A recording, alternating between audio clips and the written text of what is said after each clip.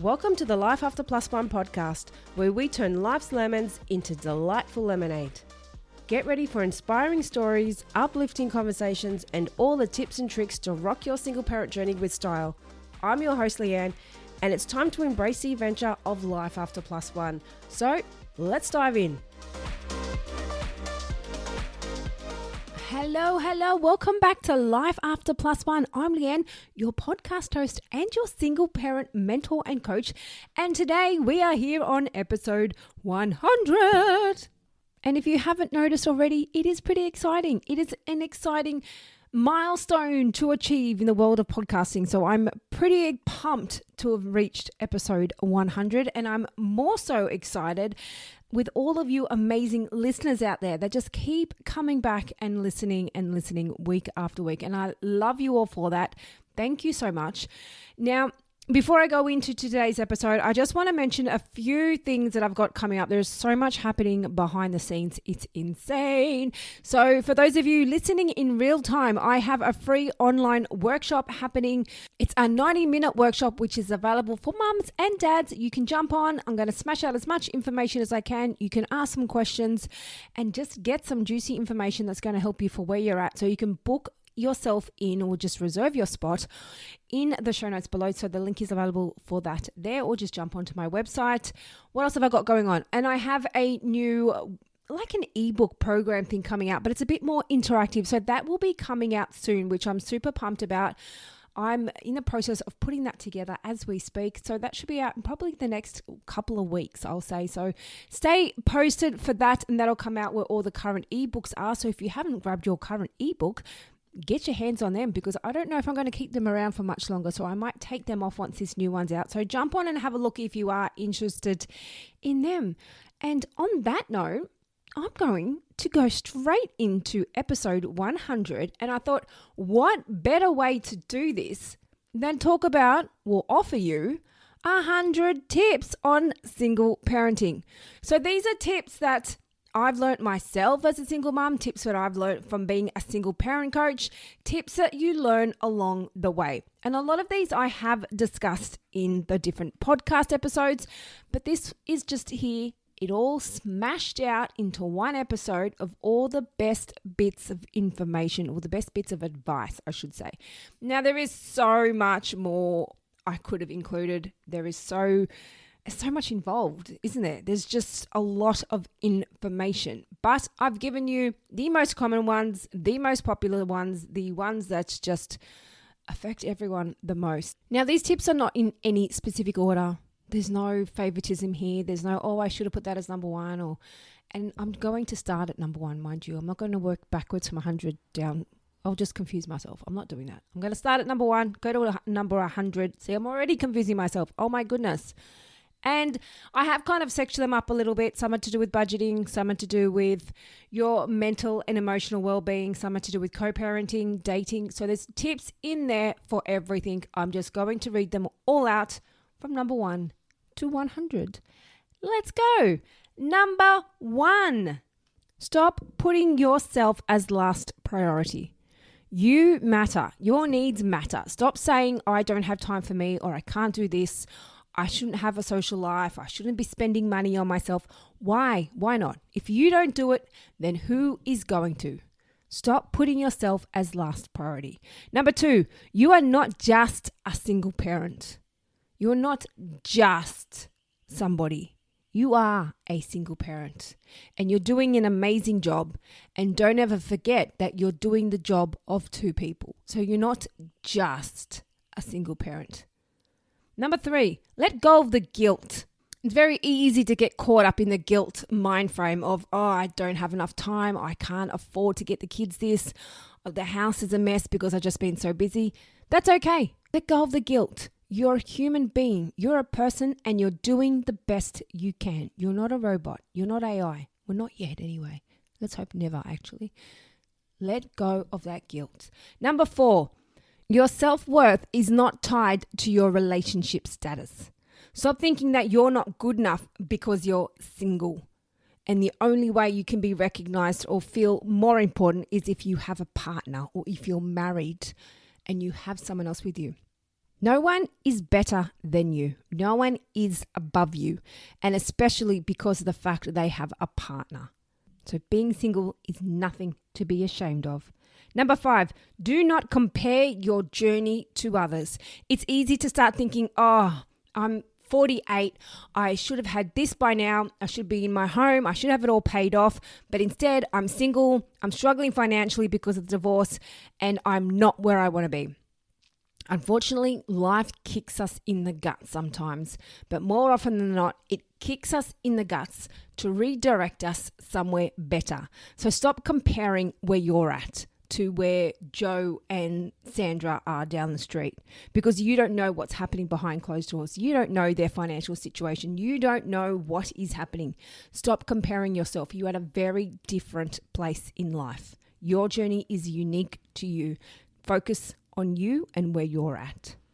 Number 6, learn to enjoy your own company. That is such a big tip in single parenting. People avoid being single. They avoid being home alone. They rush into dating and doing all these things because they don't want to be alone. Being alone is not a bad thing. Learn to enjoy your own company, and it doesn't get so scary when you are alone. Number 7, be cautious of the way you speak to yourself, because it matters. What you say to yourself needs to reflect the way you would speak to your friends. Speak kindly to yourself. Number 8, ignore the stigma. Sadly, it's always going to be there. It's not going to be changed. You don't need to worry about the people that are having those horrible opinions. Ignore it. Number 9, let go of perfection. You cannot live in a beautifully tidy Martha Stewart lifestyle when you're doing everything on your own and you don't have a cook and you don't have a cleaner and you don't have everyone else to do all this work for you. Let go of trying to be perfect. It's okay to have a messy kitchen. It's okay to not have the lawns done when they've reached a certain height. It's okay if your car's not perfectly clean. It's okay. Stop trying to be perfect. Number 10, don't ever feel like you need to apologize for being a single parent. You are where you're at, and that's okay. Don't apologize for that. Number 11, focus on what you can control. Focusing on all this unnecessary stuff that you cannot change is only going to mess with your head. Focus on things that you can control, which is things in your life and things that make you feel good. Number 12, pick your battles. Some things are just not worth the stress. With your ex, when they may drop the kids off half an hour late or they've forgotten something, is it worth starting a fight over? Pick your battles. Number 13, your ex's opinion of you does not define you. Let them think what they want. It doesn't determine who you are. Number 14, keep communication brief, neutral, and to the point when it comes to your ex. If it's a toxic breakup and it's unhealthy, keep it neutral, brief, and to the point. Number 15, let go of the anger. When you're holding anger and resentment and grudges from your ex, it's only going to bring you down, not them. Let it go. Number 16, don't let your ex's drama take up space in your mind. That's their issues. They can sort that out on their end. Don't let their problems consume you and affect your day and affect the way you think. Number 17, you and your ex will never parent the same. You are going to have different parenting styles, just like you do with your parents, just like you do with your siblings and your friends. You are never going to parent the same. So stop forcing them to do things exactly the same way as you do. Number 18, let go of trying to change your ex. It's not going to happen. You cannot change them. The only thing you can change is your reaction, and that's it. Number 19, you don't need to be friends with your ex, so stop forcing it to happen. It's good that you guys get along. It's good that you guys are civil, but you don't need to force a friendship. Number 20, set your boundaries with toxic co-parenting. Don't let your ex control you or walk all over you. You have your boundaries. They don't determine what you do. They don't control you. You have a say in your life and your kids' life. So set your boundaries. Some dating ones now. Number 21, don't rush into something just because you're lonely. It's not a new partner's place to fix your loneliness. You need to enjoy being alone. You need to enjoy your time. If you can't enjoy time with yourself, then how can somebody else? Don't rely on somebody else to fix your loneliness. Number 22, your kids don't need to meet every person you date. Self-explanatory there. Number 23, you're never going to be everyone's perfect match. And that's okay. So stop getting upset if you don't hear back from somebody, if they don't respond, if they break up with you, if something doesn't go your way. That's okay. There's somebody else out there for you. You're not meant to be everybody's match. Number 24, know your deal breakers and stick to them. Don't let someone just come in to your world as a new partner and walk all over you. And you're just like, that's okay because you've got a new partner. No, know your boundaries, because if you let someone walk all over you, you're going to end up heartbroken. Know your deal breakers.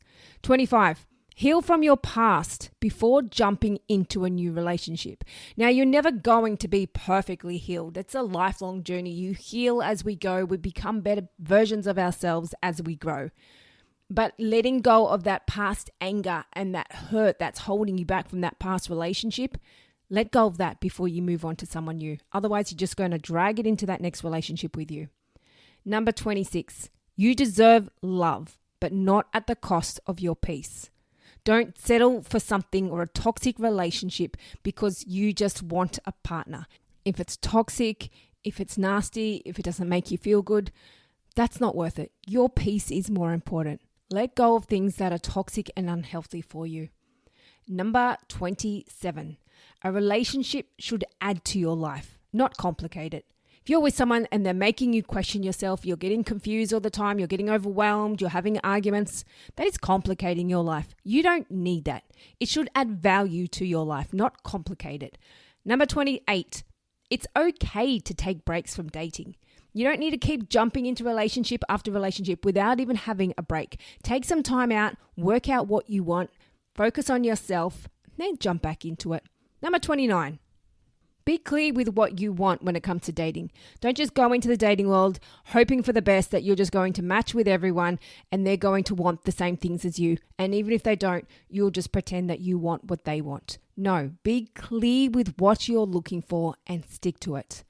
Number 30, date because you're ready to date and because you want to date, not because you're seeking validation. Number 31, have a rainy day fund, even if it's something simple. Now, these are all some money ones now. You need to have a little backup fund in case you need to get your car serviced, in case something happens with your kids. You've got that little bit of money put aside that you can use for backup emergencies, and keep that there for those emergency occasions. Number 32, know what your incoming and outgoings are. So don't just sit there and spend and spend and spend, and then the bills come and you're like, shit, I don't know how I'm going to pay this. Know what you have coming in financially, know what you have going out financially, and look at what you can change, because you cannot have your outgoings higher than your incomings. So sit down and make sure you know what you have coming in and going out. Number 33, make use of store apps that offer credit and discounts and deals. Things like here in Australia, we have Flybuys, we have cash rewards, and there's store cards for all these different stores. Petrol apps that give you the best deal on petrol. A lot of these places, when you shop, you get credit added up, and that's money in your pocket. Make use of those apps and these store cards that give you benefit and that give you credit. Number 34, learn to say no to unnecessary spending. Don't buy things just for the sake of it. Don't buy things because you're in a shitty mood. Don't buy things that you think you might just wear once and that's it. Buy things because you need them. Number 35, create a side hustle, which is a great idea if you're looking for an extra income or some money coming in that can help with where you're at. Find something you're passionate about and create a side hustle where you can earn some extra money on the side. Number 36, never ignore your bills. And it's very easy to do when it just keeps piling up, and you don't want to open them because you're scared, because you don't think you can pay it. I'll tell you, the utility companies and anywhere else where you've got money owing, they don't want to see you struggle. They don't want to see you homeless. They don't want to see you left out. They will all organize a hardship plan or some sort of payment plan for you. So don't let it pile up where you're just so stressed out and anxious and overwhelmed. Open it up, and if you can't afford it, if you can't pay it, call them up and let them know. Number 37, buy secondhand. You don't need to buy everything brand new. Go to Marketplace. You can get things cheap as chips on there.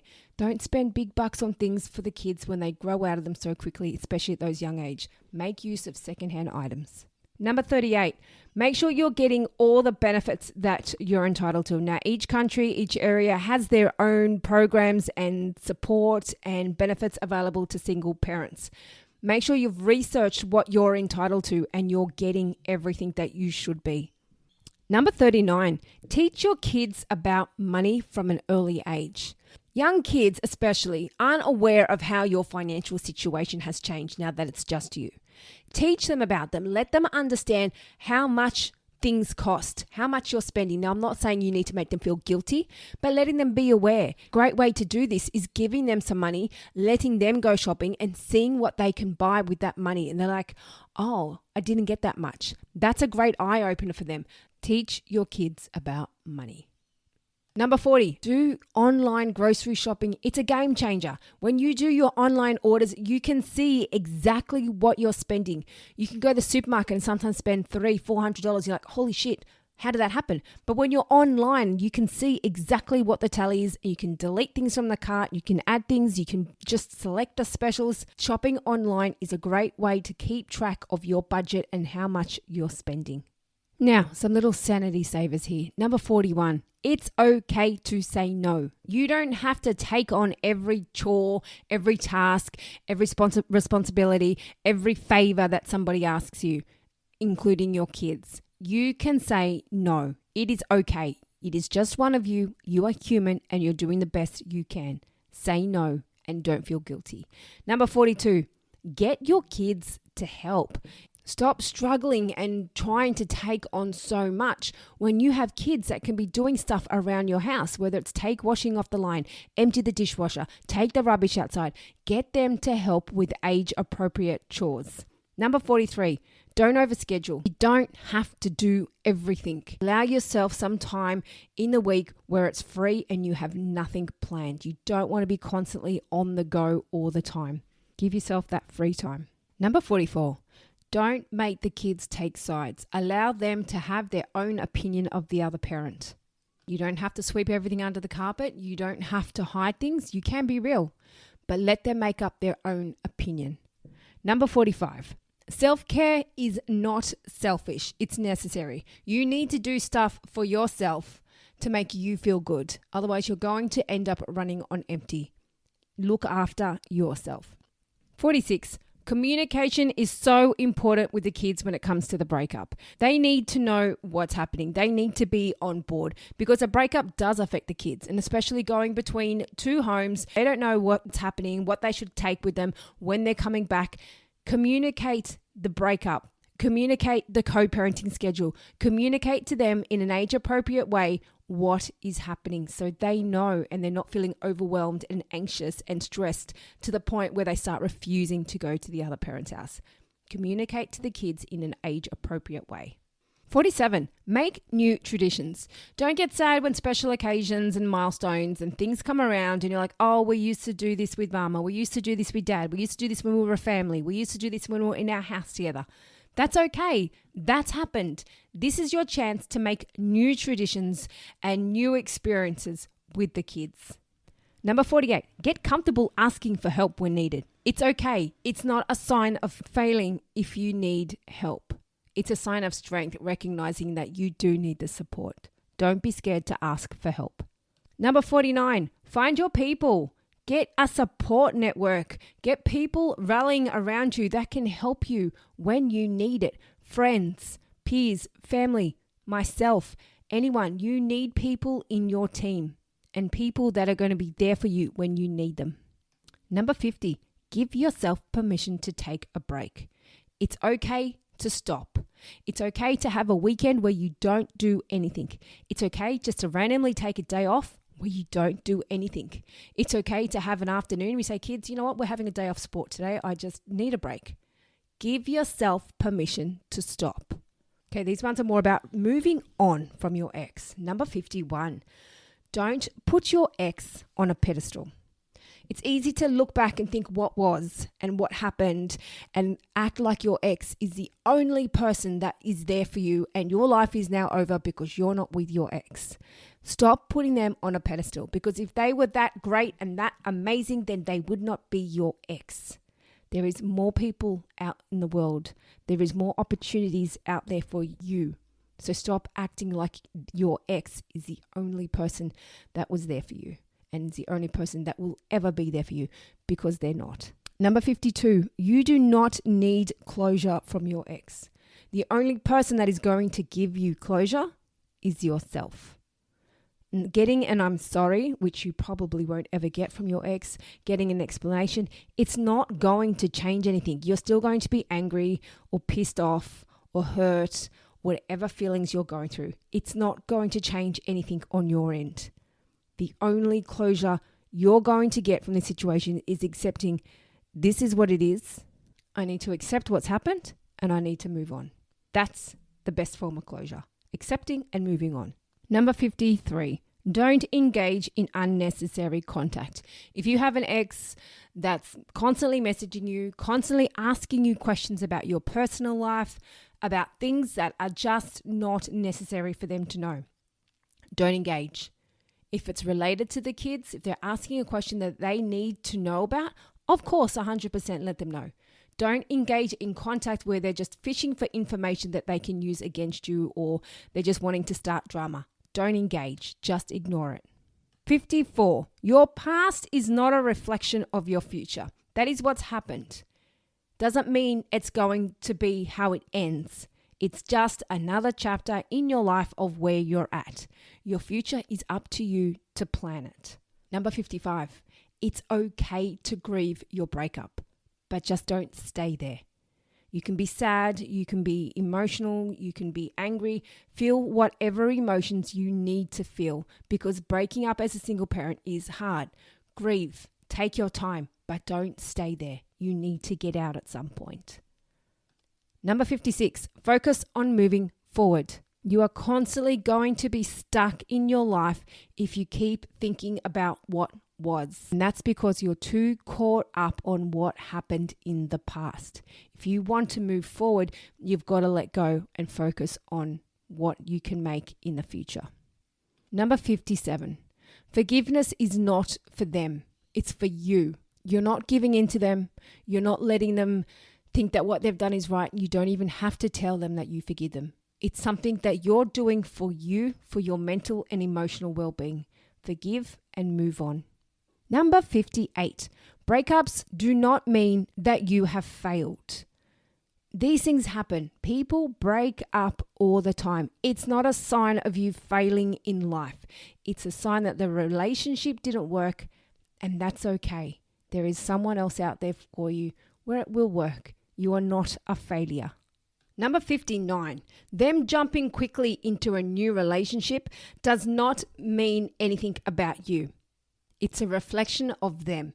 And quite often it's them rushing to cover up their pain, cover up their wounds, and cover up how they're feeling towards the breakup. And they don't want to deal with that, so they're rushing into a new relationship.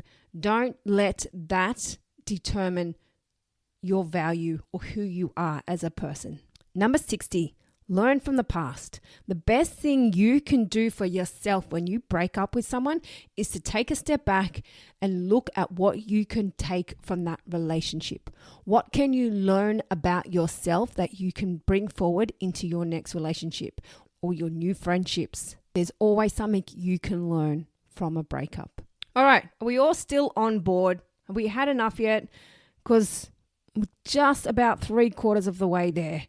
And there is a lot of tips, but they're great tips and they're things that are useful and necessary as a single parent. So I'm going to dive into number 61, which is all about personal growth in this section. So number 61, try new things that push you out of your comfort zone. And it's one thing that I always say, get uncomfortable. Oh, I said that wrong. Get comfortable with being uncomfortable.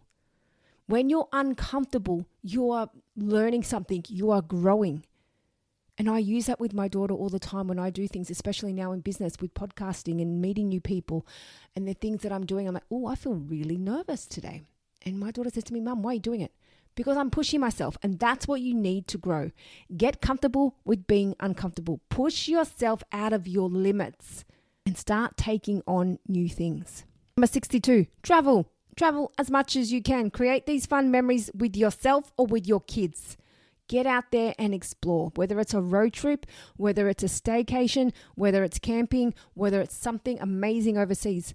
Start creating these fun experiences with your kids. Do some form of travel. These are the things that they will remember when they grow up, not the weekends on their devices and these random sleepovers. They will remember these travel experiences. Make these memories. 63.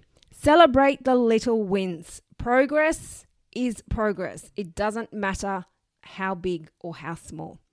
Doing something is one step closer to your goals. Celebrate it. You deserve celebrating.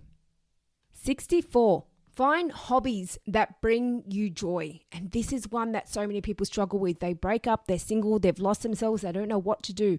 Find things that bring you joy, that light you up. Whether it be an art class, dancing, a sport, gym, the beach, shopping, anything. Find something that lights you up, a hobby that you can do for yourself. 65. You are capable of more than you think.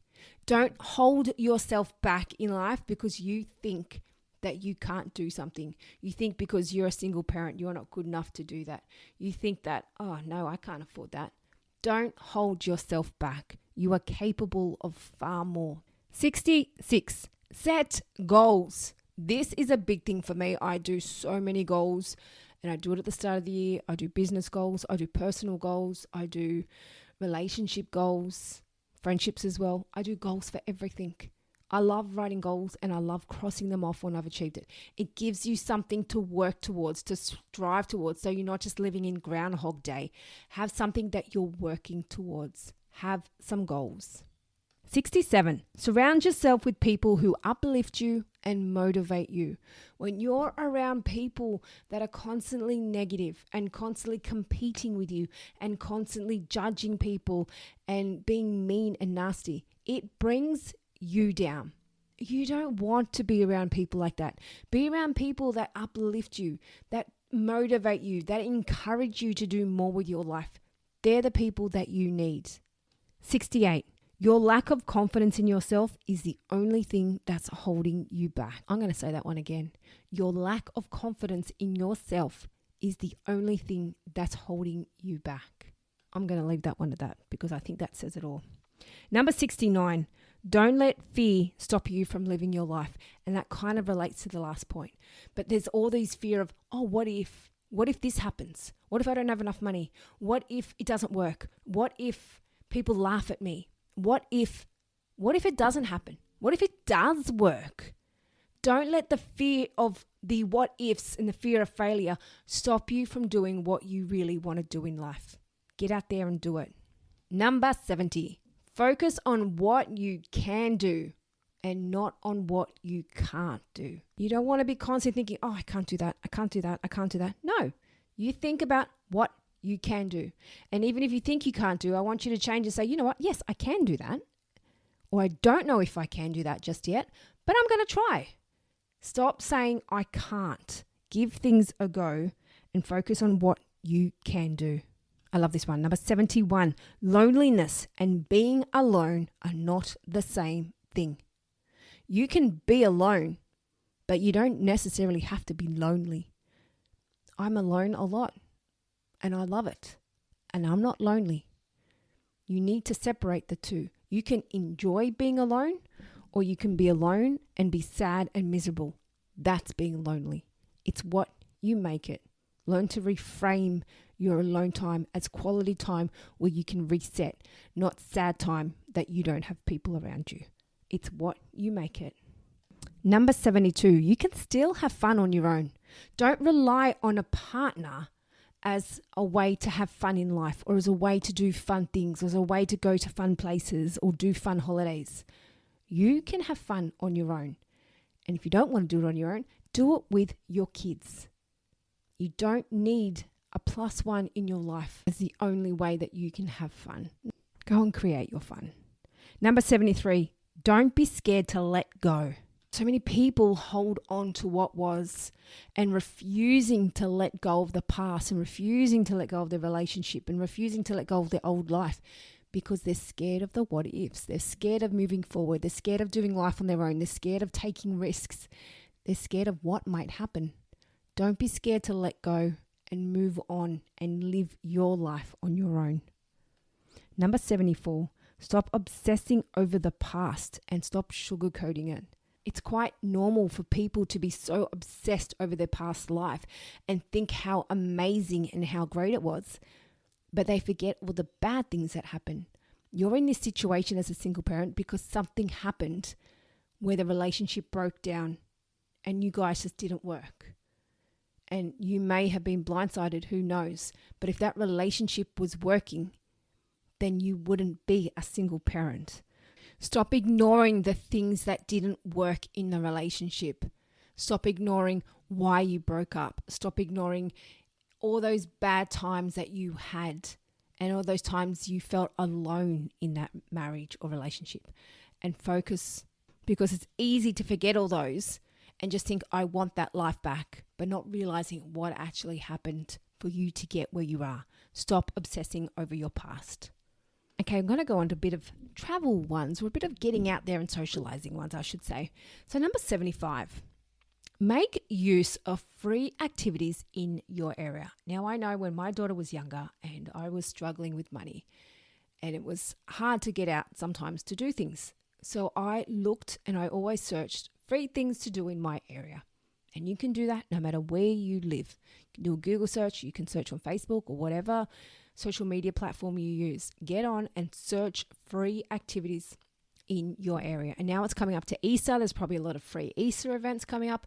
Have a search in your area of what's available because it's such a great alternative if you can't afford to do paid events. When traveling and wanting to cut back on costs, number 76, travel outside of peak season. It is so much cheaper. And I've done that quite a few times, especially taking road trips with my daughter. I'll do it out of peak season. I'll do it out of school holidays. And quite often when we've done it, we've been the only ones in the pool. Not only are the roads quieter, the prices are cheaper, the hotel's quieter. It's such a better experience. But they do have to miss a couple of days of school. So you pick and choose. I would much rather save the money. Number 77, research as much as possible when traveling to a new place, whether it be the facilities of the hotel, whether it be what's around where you're staying, any kid-friendly activities, what restaurants, what shops, where to go, can you access other places close by from where you're staying.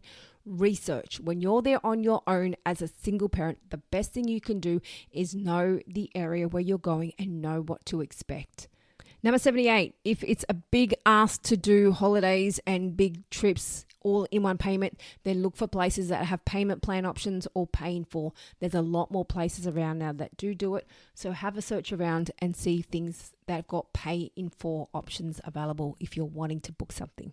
Number 79, make use of social media groups. There's so many groups out there for so many different things. If you're wanting to travel, if you're wanting information on traveling as a single parent, if you're wanting information on a destination that you're going to, if you're wanting information on anything, there is a Facebook group for anything and everything.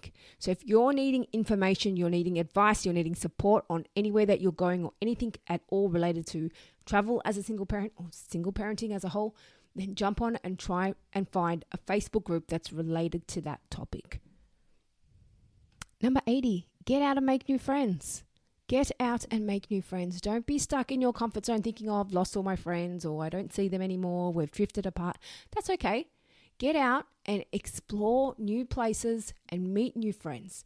Get out and do social activities, activities that you can do with your kids, activities where it's just you and you can meet other adults. Get out of your comfort zone and meet some new friends. And on that one, number 81, plan trips with other single parent friends. And not only can you share the cost with them, but it's great where you don't just have to sit there and do what the kids are doing. You can have some adult time. You can sit by the pool together. You can cook dinner together. You can share responsibilities together. And also, the kids make a handful of new friends. And not just a handful, they come back home with a whole park full of new friends. So don't close yourself off to opportunities and doing things just on your own. Number 82. Slow down. You don't have to do everything. And it's very easy to think that, isn't it? It's very easy to get in this frame of mind that when you see on social media and everyone's got these beautiful homes and clean, beautiful, tidy kitchens and everything's all glamorous and this and that, and you think that's how you have to live. You're only seeing a certain side of them on social media. Stop and slow down. You don't have to do everything. You're not on a timeline. There is no timeline of when you need to have things done by. It's okay just to take a break and slow it down. 83, create a to-do list. And these are a lifesaver for me. I've constantly got to-do lists. I have them everywhere. And it's so helpful for your mental clutter. When you're constantly thinking about things you've got to do, write to-do lists. Get it out of your head and get it on paper. Number 84, allow yourself time to step back and process everything. When shit just gets too hard and you've had enough, whether it's with work, whether it's with your ex, whether it's with someone you're dating, whether it's with your finances, whether it's with your household responsibilities, if it all gets too much, take a step back and allow yourself time to process it, because it does get a lot and it does get very overwhelming. And especially when you're dealing with all of those things at once and you don't have someone who you can go home to at the end of the day and you can vent to them and talk it out and just get it off your chest. Quite often as single parents, you don't have that. You've just got to bottle it all up yourself and just hope for the best. Take some time out for yourself and process everything. I love this one. Number 85, setting boundaries is not the same as being confrontational. And so many people think it is. Saying what you agree with or what you disagree with, or if you like something or if you dislike something or if you're not sure about something, that's not being confrontational. Saying that you disagree with someone saying something to you or you dislike the way that they spoke to you, that's not being confrontational. That's having boundaries. And that's okay. And it's very easy to mix those two up. People just think because you don't like something and you're trying to set boundaries. No, I don't like that. Don't do that. No, you don't have to be nasty to set boundaries. You can set boundaries in a healthy way. It doesn't mean you're being confrontational. Know the difference. Number 86, move your body. Even if it's just a walk. Walk down to the end of your street if you can't be asked doing more than that. Go for a walk on the beach. Go for a walk in your local park. Go to the gym. Go for a run. Go for a swim. Moving your body is so good for your mental headspace, and it boosts your mood, it boosts your energy, and it makes you feel so much better. I know on those days where I just can't be asked going to the gym, but then I end up forcing myself to go. And by the end of it, you feel 1,000 times better. Move your body in some way just to help with your mood and with your energy. Number 87, don't be scared to talk up and communicate how you're feeling. It is okay to talk about things, and you don't want to be around people that make you feel uncomfortable for talking. You don't want to be around people that make you feel scared or uncomfortable for speaking up or for saying things. You want to be around people that encourage you to have a point of view, that encourage you to say how you feel, that will want to listen to you when you say these things. Don't ever be scared to communicate and to talk to people. Number 88, stop over-explaining yourself. You don't need to constantly justify your reasons. You don't need to constantly keep having to prove a point. If that's how you feel, if that's what you want, then that's okay. You don't need to over-explain everything. You don't need to constantly prove a point. Stop over-explaining. Number 89, stop people-pleasing. When you are constantly doing things to please other people, you end up upsetting yourself. You end up being frustrated. You end up feeling let down because you feel like no one's doing those things for you. But they keep asking you because they know that you're always going to say yes. Stop people pleasing and start learning to please yourself. Start learning to say no and doing things that make you feel good. because you're just running yourself to the ground when you keep saying yes, yes, yes, yes, yes. Stop people pleasing. And the biggest thing you need to remember here is that the right people and your right friends will understand why you say no, will understand that you've already got enough responsibilities, and they won't get upset by that. So learn to start putting your needs first ahead of everyone else's. Number 90, don't create unnecessary drama.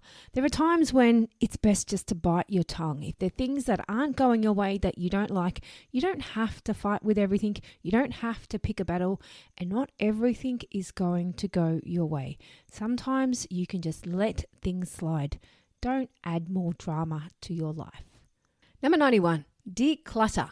Get rid of anything from your life that is bringing you bad energy. And I'm not just talking about your home. I'm talking about everything.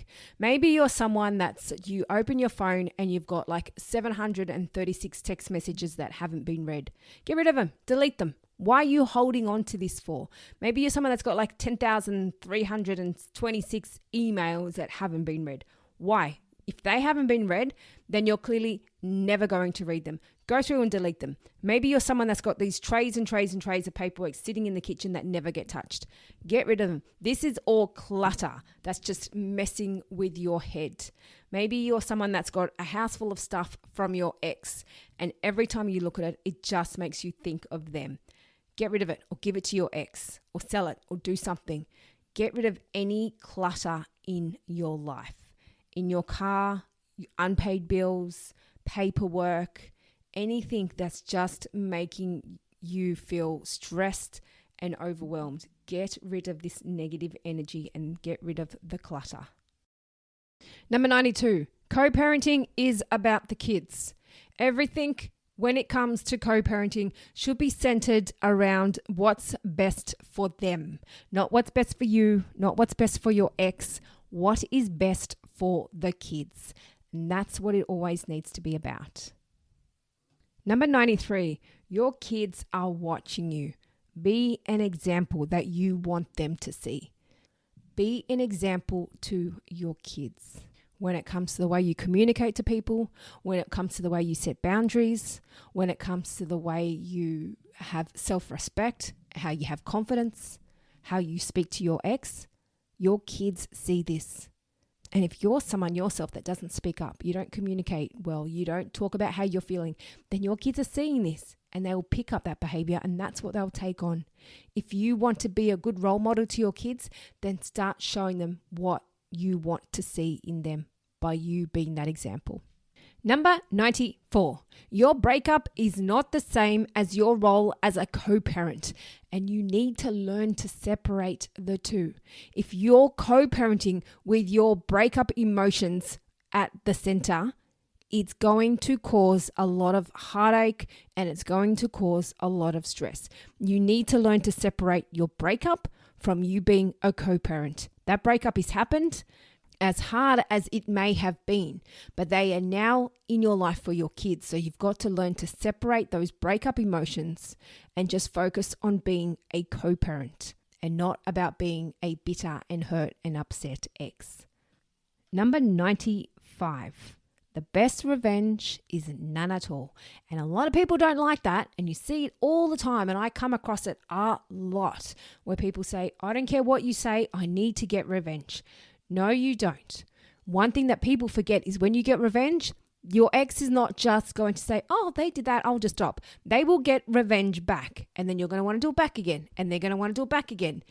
Be the better person, because you don't want to get in this constant battle of proving a point with your ex, and your kids are on the sideline in the middle of all of this.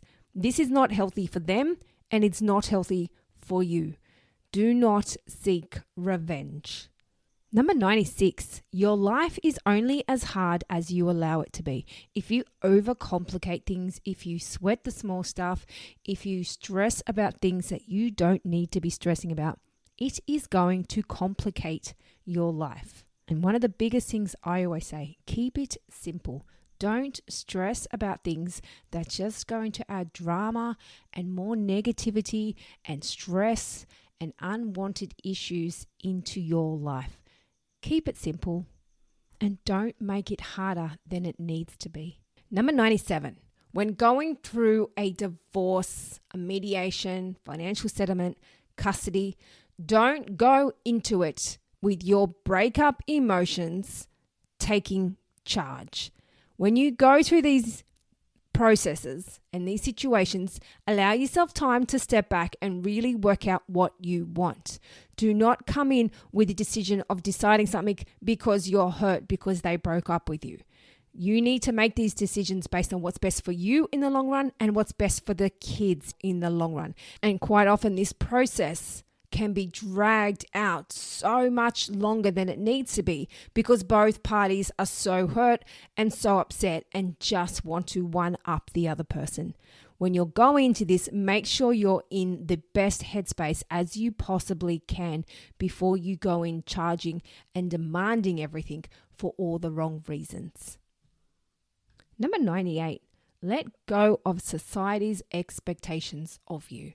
There's going to be judgments about what single parents do, what single parents spend their money on, what single parents do with their time. There's judgments on, oh my gosh, they're going out and having a social life. Where are their kids? Like as if you're not allowed to have a social life because you're a parent. Let go of the expectations. Let go of the expectations to have a beautifully tidied home. Let go of the expectations of what people are putting on you and the pressure. Who cares? They do not know what's happening under your roof. You know, your kids know, and that's all that matters. Let go of the pressure. Let go of anything that comes with society's judgments or expectations. Number 99, happiness is something you create, not something you just find one day when you've reached a milestone or when you've accomplished something or when you've finally reached a goal. That's not how you get happiness. You don't just reach a certain weight and go, oh yes, I'm going to be happy now. You don't just go on a holiday and go, yes, I'm going to be happy now. Or get a small raise in your job. Yep, I'm just happy now. It doesn't work like that. You create your happiness by creating a better headspace, by learning to reframe your thoughts and look at things in a more positive perspective. It's not just going to fall on your lap. You need to make it happen. And number 100. Now, it's not that exciting of a point, but it's one that everyone needs to know. Being a single parent is extremely empowering and rewarding. I'll say that one again. Being a single parent is extremely empowering and extremely rewarding.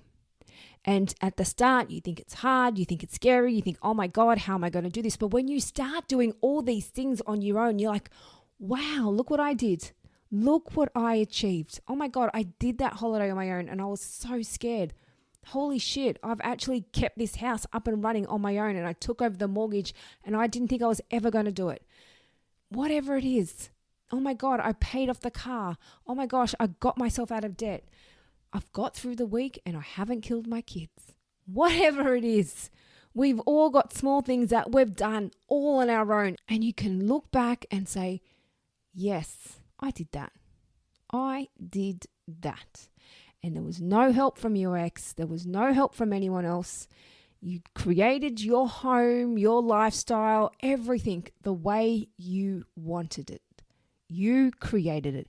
And that is the most empowering thing about being a single parent. And it's one that so many people forget. They're constantly focusing on the negatives. I don't want to be alone. It's hard financially. It's this, it's that. But do you know what? There's also so many positives about being a single parent. You don't have anyone nagging on you.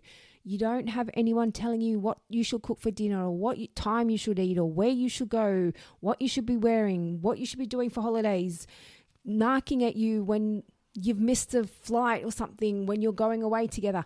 Not that that's what all the relationships are about, but you don't have that pressure. And it's hard sometimes because it is your own and you are doing it all on your own. But there are relationships that you see, it's like, that's not a relationship. You've just got like an extra child that you've got dragging around with you. And you don't have that when you're a single parent. You have full control over everything. And if someone does come into your bubble of your single parent world and that does start behaving in that way, or is someone that does bring toxic energy to your life, then you can just get them straight back out again, because you know you can manage on your own. You don't need that person in your life. You want someone that's going to come into your life and add value and make you feel good and just uplift you. That's what you want. You know that you've reached a place in your life where you are so empowered that it's going to take someone to really come in and woo the fucking socks off you to get you back into being a relationship again. And to be honest with you, that's kind of where I'm at. I need my socks to be really wooed off before I get back into another relationship, because I'm not settling anymore. I've had my time of settling. I've had my time of making excuses for bad relationships and making excuses for bad people that I've been with and did stupid, shitty things. And I just like, oh no, that's okay. That's who they are. No. Once you're single for a certain amount of time and you're comfortable being on your own, and you know you can do anything and everything on your own, it is empowering, and you don't let anyone come into your bubble that's going to bring you down. And that is the best tip you can take away from being a single parent. And if you're not there yet, I promise you, you will. You will get there. And it's a great place to be. And please don't forget that when I say that, it's not me saying don't ever meet a partner, because that's never, ever what I'm suggesting. I'm always suggesting that people do the things they can or whatever they can in themselves to be a better version of themselves. But I'm never saying to do that and never go into another relationship.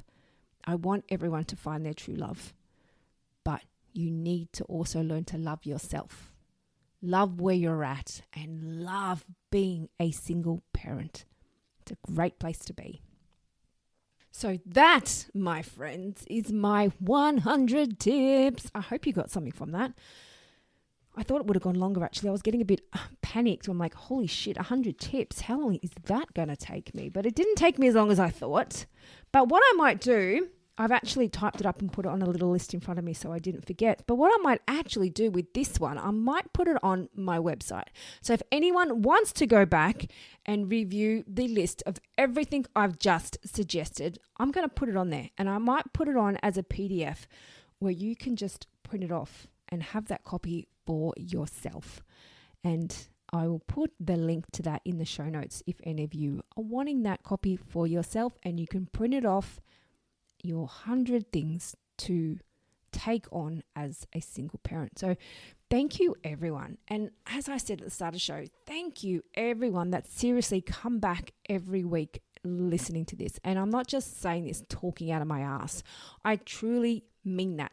I go back all the time and look at the numbers, look at who's listening. Well, not who, I don't see who's listening, but I see where people are listening from, what countries. A lot of people in the US and the UK and New Zealand. Canada's another big one where people are on board. So hello to everyone over there that's listening. And I love that you all are listening. I love that. So thank you. It does mean a lot to me. And I appreciate all of you that do come back and do listen. And I really hope you all do get something from this. And before I do sign off, I am going to put one more measly little plug in there. And if you are looking to get a little bit more support in your journey, you're not at that level of 100 yet, you're not feeling empowered, then let's have a chat. I have a couple of options available where we can just do a one-on-one chat and we can do a good deep dive coaching session, or I can do a good question and answer session. If you've got some questions that are really on your head, they're stopping you from sleeping at night, you're just stewing on these questions, whether it be with dating, your co-parent, just life in general, where you're getting overwhelmed and you just want to get someone else's perspective, then let's do a little Q&A session and let's just see what we can do to make this a little bit easier for you. So there's some options for you if you are wanting a little bit more support on your journey, and those details are all in the show notes below.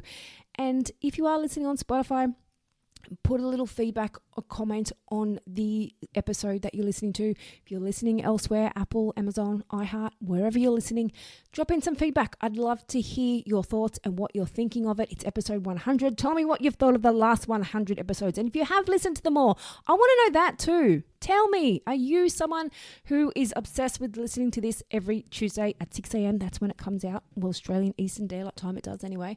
So if you're listening there, when you get that notification of when it comes out, I'd love to know, because you know what? I'm one of those ones, not on mine, but there's a lot of episodes that come out and I get those notifications and I jump on and I listen to them as soon as I get them. So I'm a bit of a podcast nutter. So anyway, I'm waffling on, so I am sorry. Thank you, everyone. And I'm going to wrap it up. And like I said, I will put those 100 tips onto my website and I'll put the link to that in the show notes. Thank you, everyone, so much. Until next week, I'll be in your ears then. Thank you for joining us on the Life After Plus One podcast. If you loved what you heard today and looking for some further support, then jump onto our website, lifeafterplusone.com. Plus, don't forget to check out our Instagram page for further resources and inspo. You can find all the links in the show notes. And remember, you're not alone on this path. I'm looking forward to seeing you on the next episode. And in the meantime, keep thriving, keep growing, and keep exploring your amazing life after plus one.